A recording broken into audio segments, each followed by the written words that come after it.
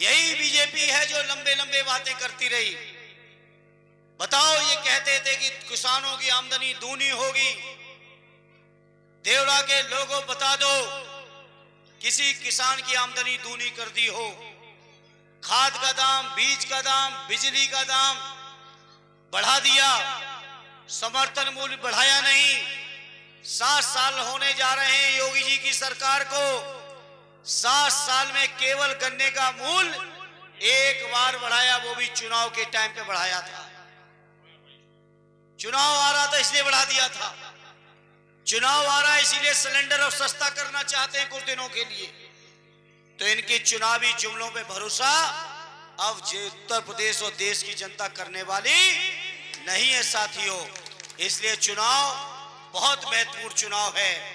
इसलिए इस मौके पर कहूंगा, जहां आदरणीय विधायक जी ने आपके बीच कहा कि सद्य नेताजी को श्रद्धांजलि देने का चुनाव है, वही मैं इस मौके पर कहूंगा, नेताजी को श्रद्धांजलि देने के साथ साथ आदरणीय अखिलेश यादव जी के हाथों को इतना मजबूत कर देना कि दिल्ली में उनके बिना कोई दूसरा प्रधानमंत्री, जिसको वो न चाहे, कोई दूसरा प्रधानमंत्री न बन पाए।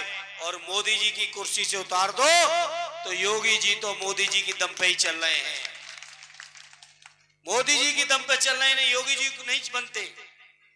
तो जिस दिन मोदी जी हटेंगे, योगी जी तो अपने आप ही छोड़ देंगे, ये मुझे यकीन है।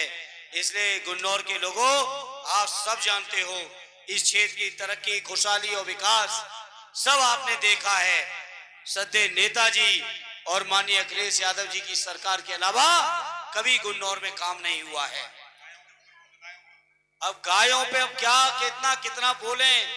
औरंगाबाद वाले लगातार फोन कर रहे हैं, इसलिए आधी बातें बोल रहे हैं, आधी बातें छोड़ भी रहे हैं।